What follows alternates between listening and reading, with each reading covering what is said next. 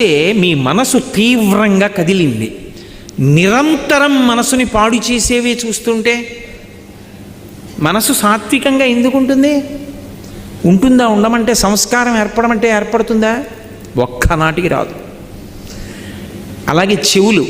అందుకే వేదం ఇప్పుడు ఏం చెప్తుండంటే ఈ 5 జ్ఞానేంద్రియములు భగవత్పరములగుగాక అని అడుగుతుంది. చెవి వెంట అస్తమానం వినకూడనివే.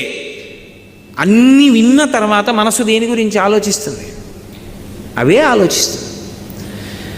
వాసన ఏది రెచ్చగొడుతుందో, ఏది రజోగుణాన్ని కల్పిస్తుందో అవే వాసన చూస్తున్నాడు. మనస్సు తీవ్రంగా కదలకుండా ఎలా నిలబడుతుంది? తినకూడనివి తింటున్నాడు. మనసు వ్యగ్రతతో ఉండకుండా ఎలా ఉంటుంది? ముట్టుకోకూడనివి ముట్టుకుంటున్నాడు. మనసు వ్యగ్రత